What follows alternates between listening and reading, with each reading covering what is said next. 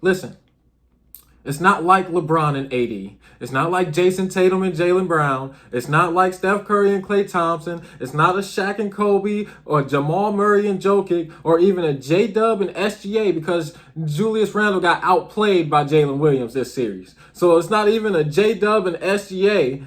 You know what I'm saying? Julius Randle isn't better than any of those second options. And I think Ant could feel that.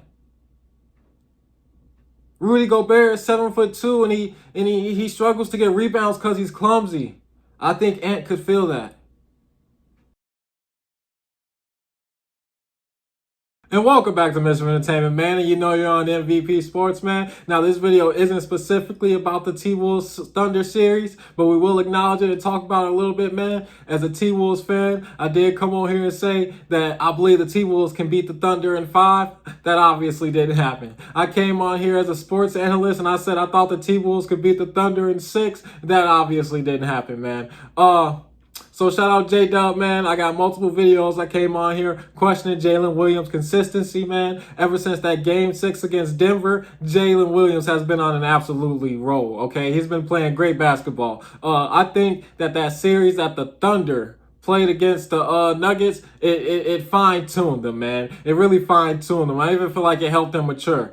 So yeah, came out as a T-Wolves fan, thought we could get it done. We didn't get it done. Shout out SGA, shout out Jalen Williams, shout out Thunder, shout out Caruso, shout out Holmgren. I just want to make sure I get them their flowers, man. Because again, that isn't what this video is specifically about, man.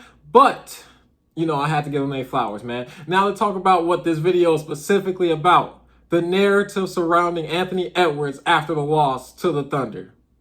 Now, I seen the interview that he gave after the series loss, man, and I feel like I feel completely different about it, man.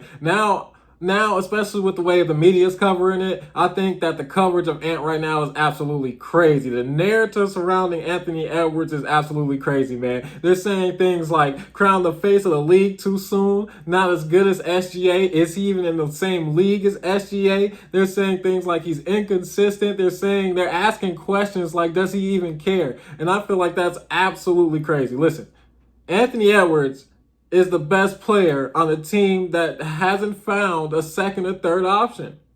He came in the league as an athletic guard who wasn't a shooter. This year, he had the most made threes in the NBA.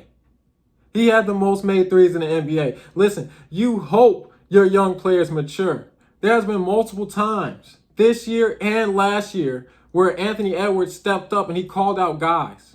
He pressed the issue. He tried to be a leader.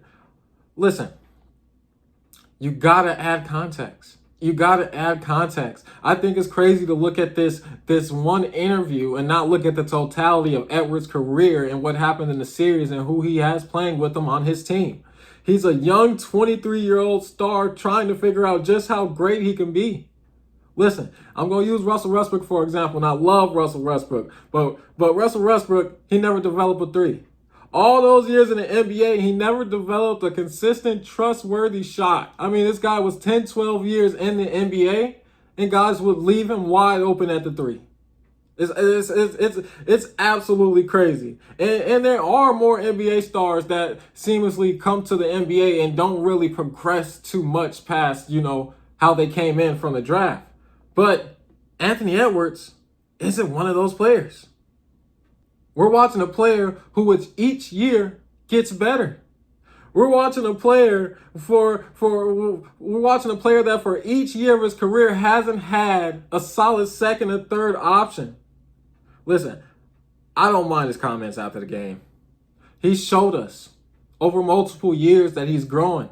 He came in as an athletic guard who didn't have a shot. This year he made the most threes in the NBA. You hope your young players mature.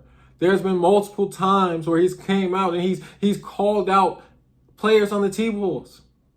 He stepped up and tried to be that leader. But again, he's only 23. Listen, I don't think he had a bad series against the Thunder. I think he had a series against the Thunder where he played the top defense in the NBA where he didn't have practically any help. And again, the fact that he's 23, I feel like is very huge. He's in his second Western Conference Finals.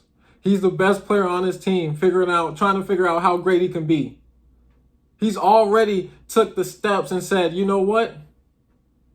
I'll be the leader. I'll call players out. I'll say what needs to be said. He goes into the playoffs and he says, I'm not here to make friends. I'm here to go at you and see how far I can get my team. He shows us some of that Mamba mentality, and each year he gets better.